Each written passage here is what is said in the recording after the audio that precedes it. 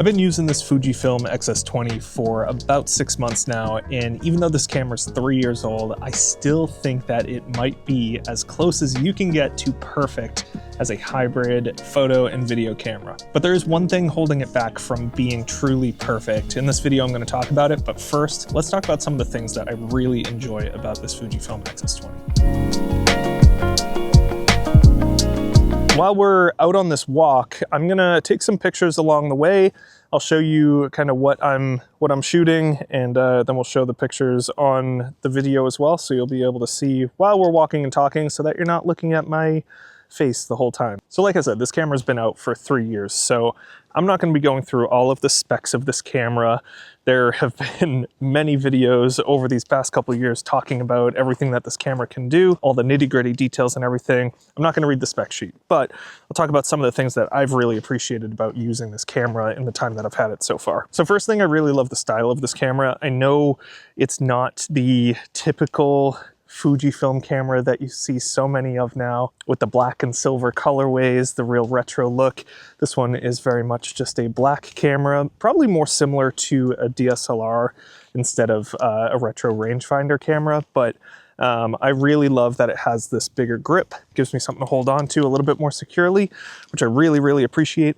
I'm personally a big fan of the articulating screen. I use this camera to vlog, and being able to see myself without needing to add on a additional monitor or anything like that has been a huge benefit. I really appreciate that it has a dedicated microphone and headphone jack, so I don't have to use a little USB-C dongle to listen to my audio. I can actually have a microphone and headphones plugged in at the same time, which is lovely. The in-body stabilization has worked really well. I can't say that it's quite gimbal level smooth, but it is really good, especially for photography. Definitely allows you to hand hold your shots and lower your shutter speed a little bit and still get a nice crisp shot. When it comes to vlogging, like I said, it's not as smooth as something even like this DJI Action 5 Pro. This one still gets way smoother video footage, but if you're not vlogging, if you're using a tripod more often than not, then the video capabilities on this camera are absolutely insane. I love the quality that you get with it. I love using the different film simulations and setting up different recipes in the camera. I really love the vlog mode, which I didn't expect to really use as much. I thought I was going to be using, you know, regular movie mode, F-Log 2, color grading, doing all that jazz, but realistically, many of the videos that I film using this camera, I just put it into vlog mode, and I use Nostalgic Negative as the film simulation for my videos. I just like the warmer tones that it provides. I really love that this also has the bigger battery that Fujifilm offers instead of the smaller battery like on the X100 series or the XT50, which I had in the past.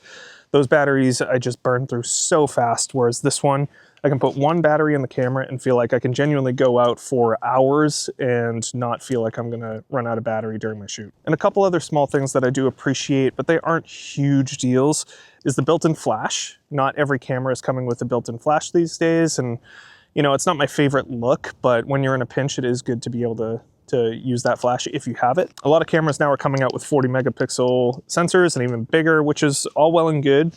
Realistically, I don't know how many people actually need that. Unless you're printing massive images, honestly, anything over 26 megapixel is a bit overkill. Even 26 at this point is probably overkill for most things that we're doing. But where it's beneficial is with video. It certainly is better for 4K video than something like a 40 megapixel sensor. So I really appreciate that. And yeah, overall, this camera is really just everything that I need. But that leads me to the one single drawback that has made me hesitant to bring this out at times, and that is weather sealing, or I should say the lack of weather sealing. It's probably the biggest flaw that I personally have with this camera. Is it a deal breaker? No. But has it been a deal breaker for me taking my camera out to go shoot? Yes. I want to feel confident taking this out in the rain or snow or misty mornings, and it's really not safe to do so. Sure, you could put a bag on it, you could get a rain cover, all of that, but realistically, I'm not going to do any of those things. And while I love going out on a sunny day like this, even though it's cold, I feel confident using this camera. If it was weather sealed, I would be able to go out in that snowstorm, go out in the rain, and get some of those shots that honestly yield better results than just a bright sunny day. So that is probably the biggest drawback that I see with the Fujifilm X-S20. I have a few guesses as to why there's no weather sealing. None of these are confirmed by Fujifilm. I have no idea what the actual reason is, but here are my 3 guesses. So number 1 is cost savings.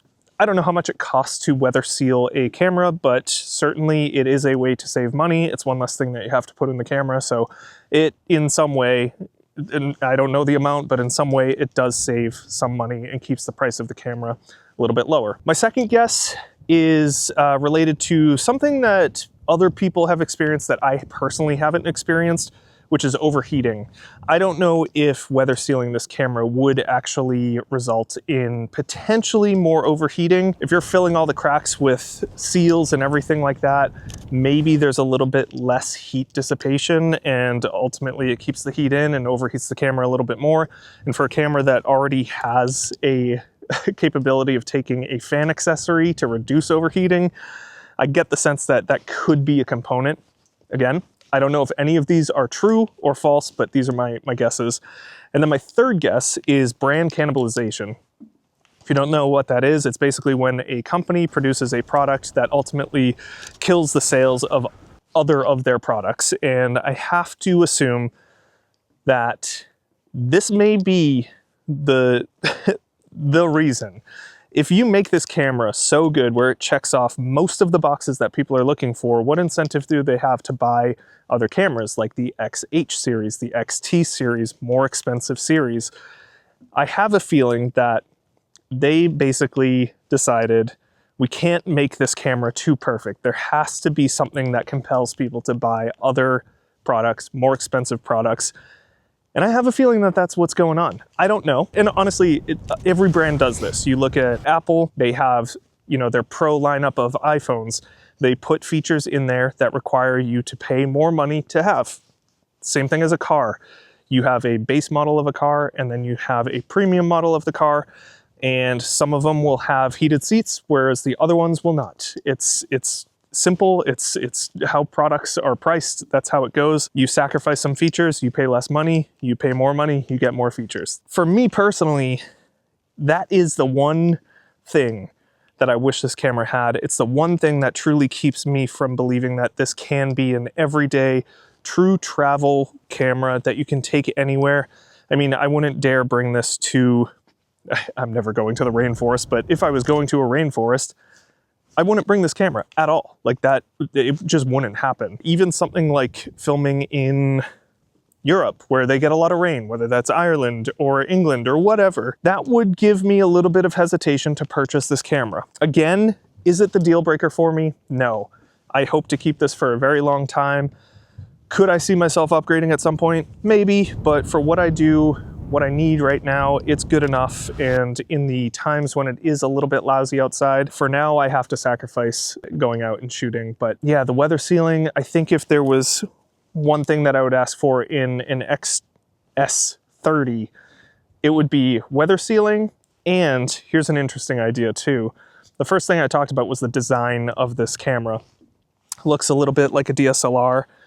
Can you imagine what the sales would be if they weather sealed the X-S20 and if they made a silver and black color combination just like they have with many of the other cameras that they produce? I think it would be a huge seller. I do think there would be a lot of brand cannibalization. I've also heard rumors that they're discontinuing the XS product line, which kind of would stink because again, I feel like this is an underdog. I think it's overlooked. I think it's underrated and more people should be getting into this. But while we're on the topic of wish list items, if they were to come out with an X-S30, what would I want in it? So we've already talked about, it would be cool to have some retro look. We've already obviously talked about the main subject of this video, which is weather sealing. There's a couple other things. I used to use Sony cameras and I have to say that Sony still wins when it comes to autofocus. I think Fujifilm has made some really nice improvements to their autofocus systems, but still not Sony level. Sony still is the champ here, so it would be great to see them improve their autofocus. This one might be a little bit overzealous, but I do think it would be really great to see improved stabilization as well, get it a little bit closer to gimbal level. Even if you were to take a page out of something like this DJI Action 5 Pro's book, how can they achieve this stabilization so well?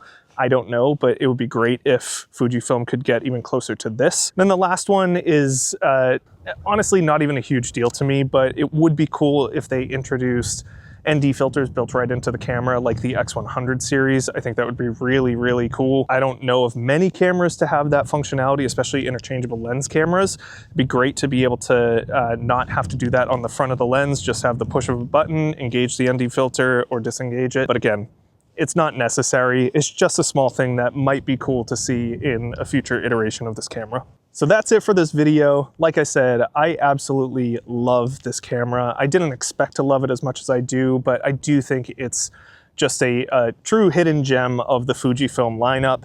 If you're looking for one, if you're looking for a hybrid camera that has both photo and video capabilities, articulating screen, mic jack, headphone jack, nice big battery, good battery grip, just all of the things except for weather sealing, I think this is the camera that you're looking for. So that's all I have for you. Thanks for watching. Hope you enjoyed the photos and the videos and my thoughts. We'll see you next time.